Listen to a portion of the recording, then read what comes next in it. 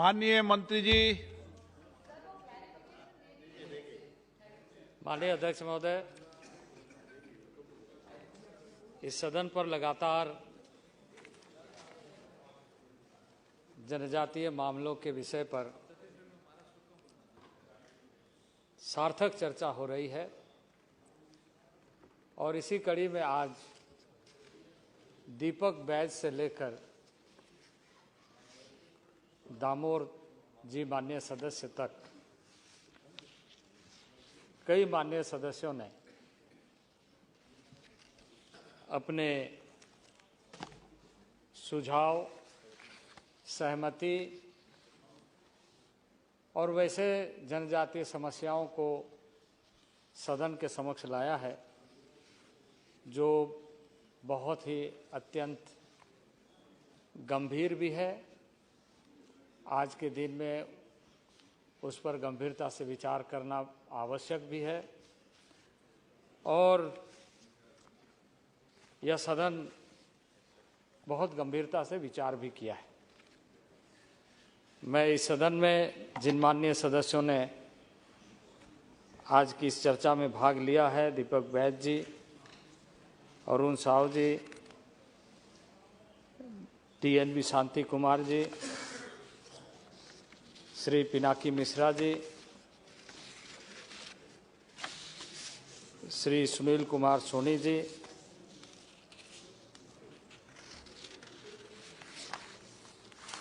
Shri P.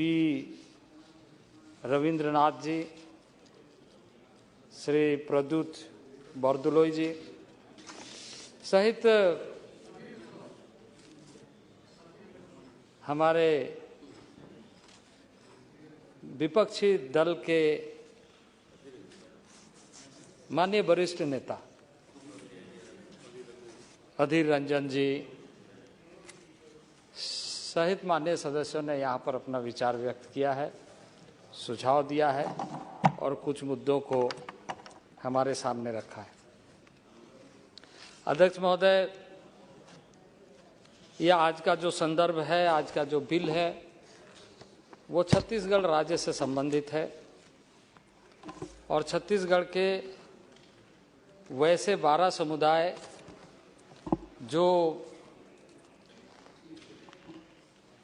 Synonymous तरीके से, जो कई सूची में पहले से सम्मिलित है लेकिन पर्यायवाची शब्द के रूप में सम्मिलित हुए हैं और एक नए एंट्री के रूप में भी शामिल किए गए हैं।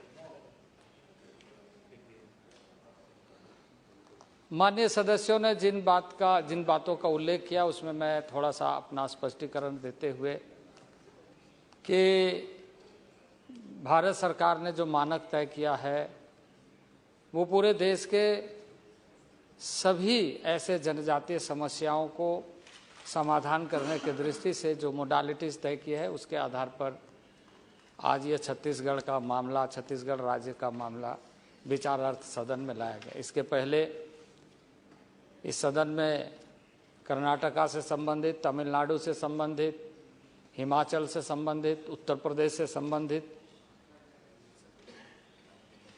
ऐसे जनजातीय मामले जो काफ़ी वर्षों से उलझे हुए थे। माननीय पिनाकी मिश्रा जी चर्चा कर रहे थे कि 1978 से स्टेट गवर्नमेंट ने रिपोर्ट सबमिट किया है थ्रू TRI, लेकिन अभी तक उसका समाधान नहीं।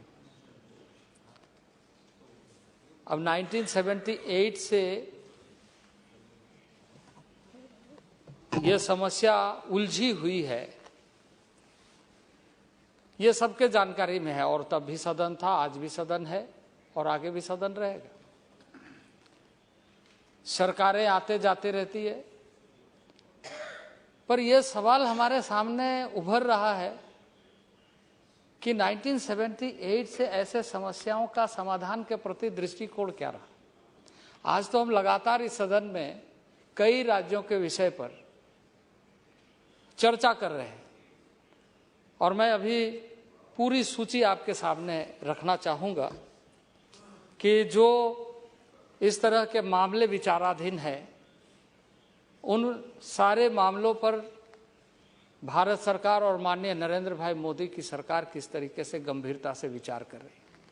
और यदि विचार नहीं करती तो मैंने कल इस सदन में कहा था कि वैसे समुदाय जिसकी आबादी मात्र 5,000 है, कर्नाटका की बेटा कुर्बा, उनको न्याय मिले, इसलिए इस सदन में चर्चा में लाया गया कि इस देश को भी समझना चाहिए कि 5,000 लोगों पर भी सदन नरेंद्र भाई मोदी की सरकार विचार करता है। उसके पहले नारी कुर्बन का मामला, जिसकी आबादी 27,000 है, इसी सदन में नरेंद्र भाई मोदी के सरकार के माध्यम से माननीय सदस्यों ने और हम सब ने चर्चा किया, भाग लिया और उसको पारित कराया। और आज उसी तरीके से छत्तीसगढ़ के मामले हो रहे। तो नियत साफ है कि देश भर के जनजातियों की जो समस्या है उसका समाधान होना चाहिए। और मैं सबसे पहले इस बात का उल्लेख करना चाहता हूं कि इस मंत्रालय का उद्देश्य क्या है। ये एक मंत्रालय नहीं है, इसको कहा गया कि ट्राइबल अफेयर्स, जनजातीय मामले, जनजातीय मामले जिस पर एक होलिस्टिक अप्रोच होना चाहिए, कॉम्प्रिहेंसिव प्लान होना चाहिए। और पूरे देश में बिखरे हुए जो जनजातीय समाज अपने संस्कृति के लिए विख्यात है, उनको न्याय मिलना चाहिए, उनके डिस्टिंक्ट कल्चर को प्रोटेक्ट करना चाहिए, उनकी भाषा, संस्कृति और परंपराओं की जो जीवंतता है उसको बरकरार रखना चाहिए। और इसलिए एक मंत्रालय 1999 में, आज़ादी के कितने वर्षों के बाद, अब इसका यदि हमारे अधीर रंजन जी को मैं कहूँगा कि खुद से गणना कर ले कि 1947 में देश आज़ाद होता है और जनजातीय मामलों के मंत्रालय जब देश रत्न अटल बिहारी वाजपेयी इस देश के प्रधानमंत्री बनते हैं तो ये मंत्रालय बनता है।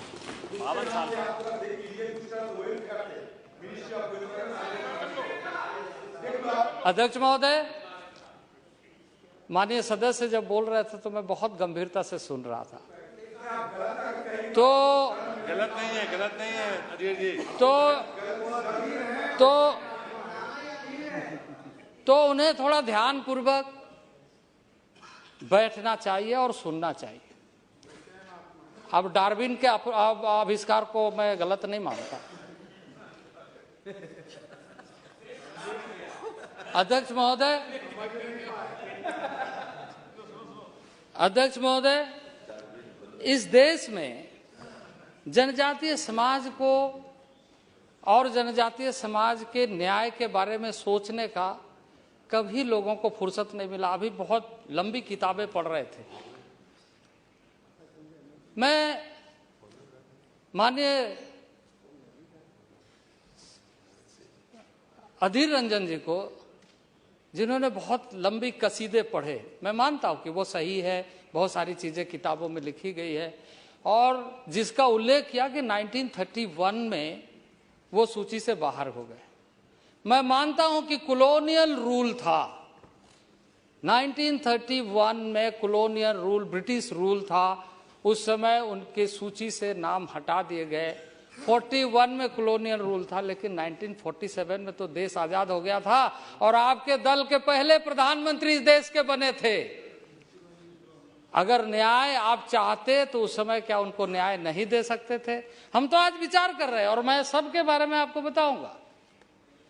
हमारी इच्छा है, हमारी मंशा है कि सबको न्याय मिले, सभी समुदाय जो इसके हकदार है उसको मिलना चाहिए, और वो प्रधानमंत्री की दृढ़ इच्छा शक्ति है और उस इच्छा शक्ति के साथ हम काम कर रहे हैं।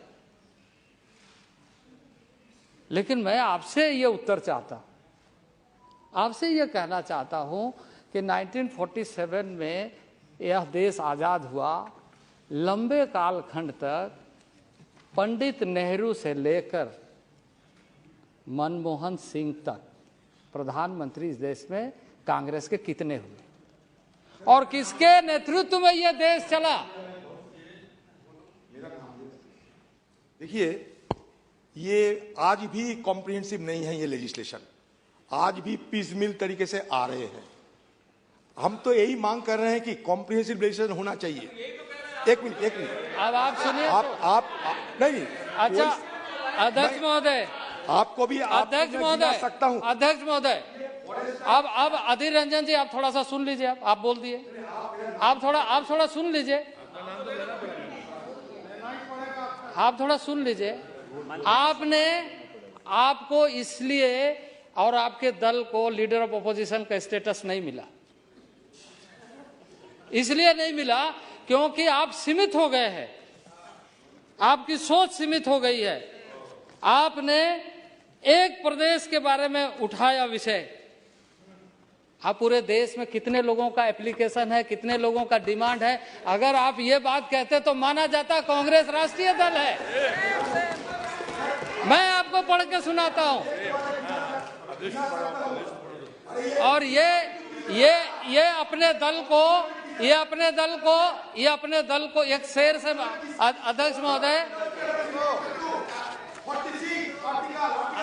अध्यक्ष महोदय इसके दल की हालत क्या है मैं बता देना चाहता हूं।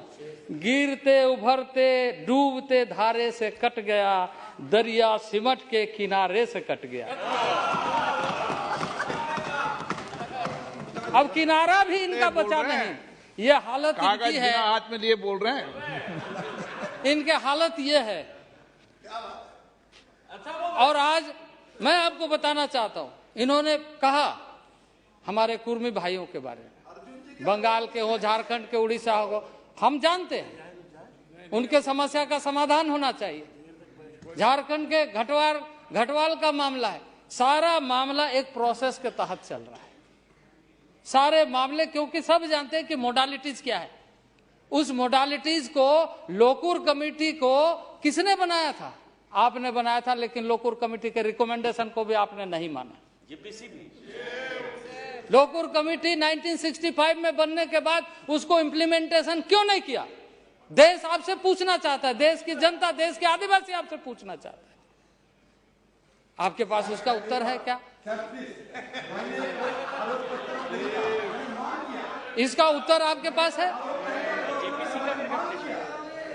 जेपीसी ने जो रिकमेंडेशन किया उसका भी आपके पास उत्तर है क्या?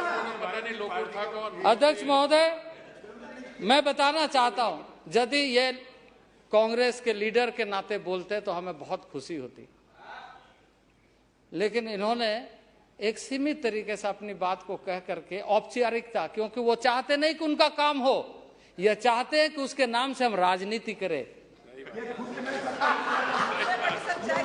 क्योंकि ट्राइबल, अध्यक्ष महोदय, जनजातीय समुदाय के बारे में सोचते समय आपको यह सोचना चाहिए कि यह मंत्रालय अटल बिहारी वाजपेयी के समय में जो बना है, जनजातीय मामले, यानी ट्राइबल को बाय कास्ट आइडेंटिफाई नहीं किया जाता, बाय कैरेक्टर आइडेंटिफाई किया जाता है। और बाय कैरेक्टर, बाय ट्रेट, वो एंथ्रोपोलॉजिकल रिपोर्ट के आधार पर देखे जाते हैं। और ये सारी चीजें एक परंपरा के साथ बनाई हुई पद्धति है, उसके जीवन पद्धति के साथ देखा जाता है।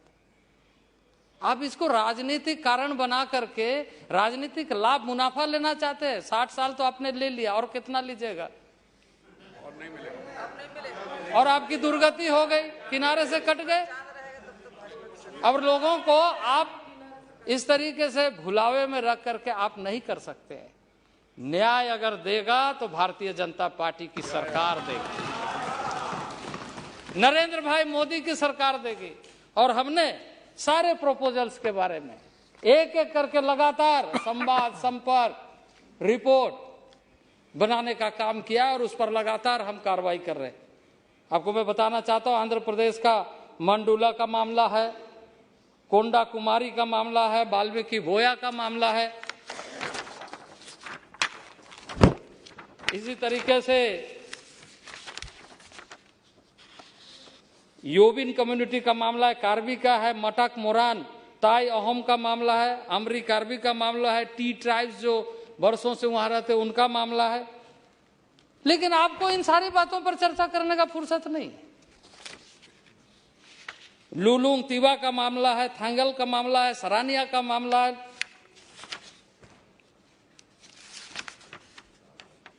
माली का मामला है, मला, निषाद, बिंद, गंगोटा, नोनिया, कहरिया, सावरा, सौरा, भूया, भूया,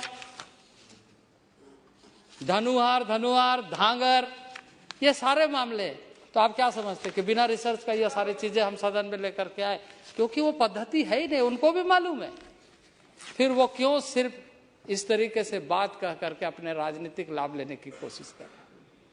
आप बताइए कि पूरे देश की जो समस्या उसका समाधान कैसे होगा, पूरे देश के जनजातीय समाज का समाधान कैसे होगा? ये अप्रोच आपका नहीं है और इसी अप्रोच के कारण देश की जनता ने आपको औकात बताने का काम किया। अध्यक्ष महोदय, इसी तरीके से किसान, नगेशिया, कड़ाकू,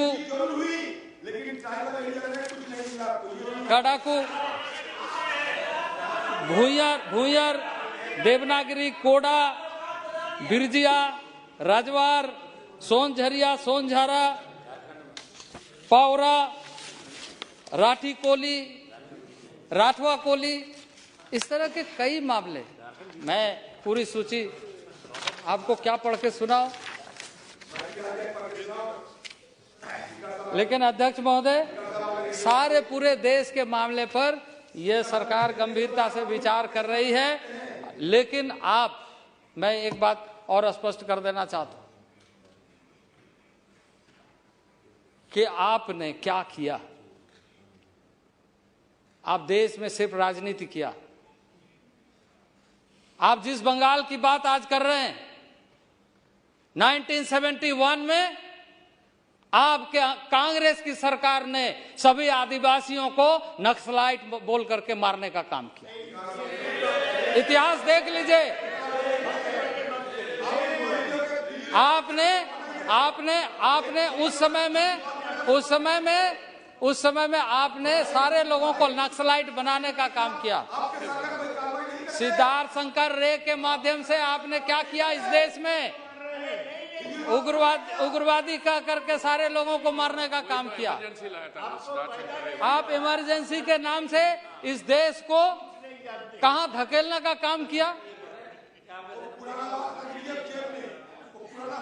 अच्छा, पुराना बोलने से आपको कठिनाई होती है, आपको याद दिलाने से कठिनाई होती है, पुरानी बात कहने से आपको कठिनाई होती है। अध्यक्ष महोदय, इसलिए ये सदन है जहां गंभीरता से विचार करिए और गंभीरता से विचार करते हुए समाधान का रास्ता ढूंढिए। राजनीतिक लाभ के दृष्टि से जनजातीय समाज को देखने का कोशिश इस देश के लिए भी, और आपको तो औकात ही बता दिया आपको लोगों ने, इसलिए आपको बता दिया। आज आपको अध्यक्ष महोदय, तारीख की नजरों में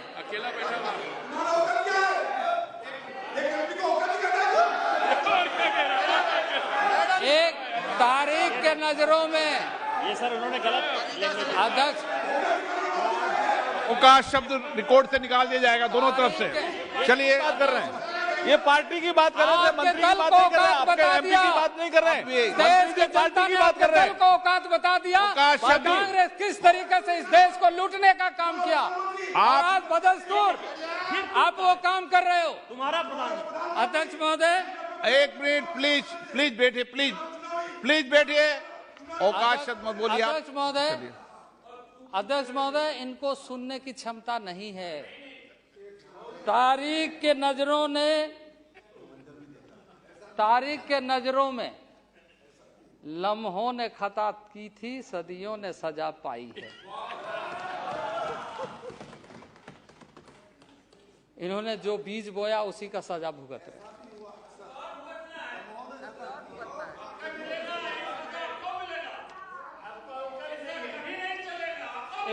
इसलिए इसलिए मित्रों, इसलिए माननीय सदस्य, आज मैं आपको बताना चाहता हूं कि तत्कालीन बड़ी चिढ़ रहे हैं।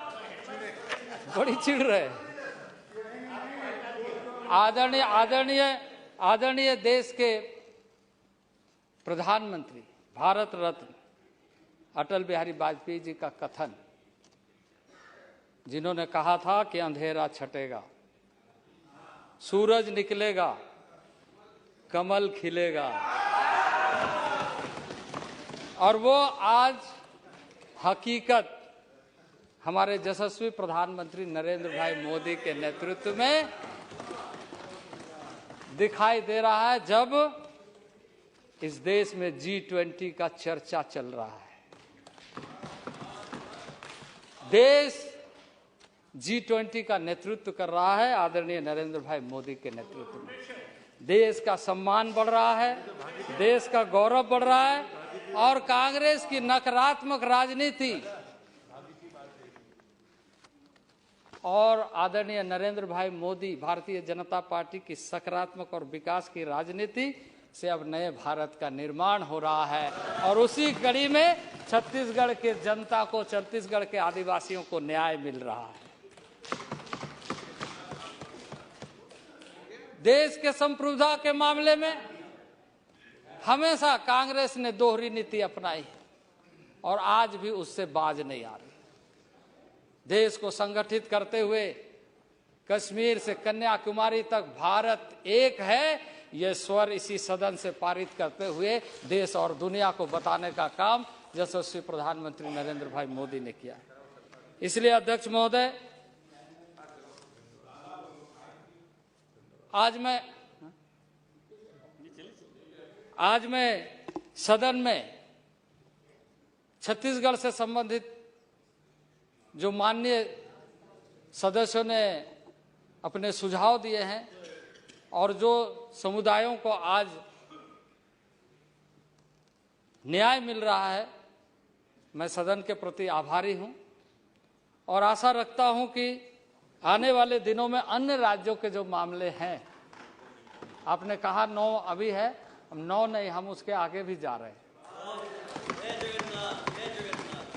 अध्यक्ष महोदय, आपको आश्चर्य होगा, अभी लोगों को फिर थोड़ा सा बुरा भी लग सकता है, 75 पीबीटीजी है, 75 वेनरेबल ट्राइबल ग्रुप्स है। इनके शासन 60 साल तक रहे, 9 उसमें से लिस्टेड नहीं थे, ट्राइबल की लिस्ट में ही नहीं है। उसको भी न्याय देने का काम हमारी सरकार कर रही है, क्योंकि मोडालिटीज जो बने उसके आधार पर रिपोर्ट बनवा करके सदन में कैसे आए इसकी कोशिश हो रही है। लगातार संवेदनशील सरकार, विकास उन्मुखी सरकार, जनता के प्रति उत्तरदायी सरकार होकर नरेंद्र भाई मोदी के नेतृत्व में हम सब मिलकर के काम कर रहे हैं। इसलिए मेरा आग्रह है कि इस विधेयक को पारित किया जाए। एक ही विधेयक पर विचार किया जाए जो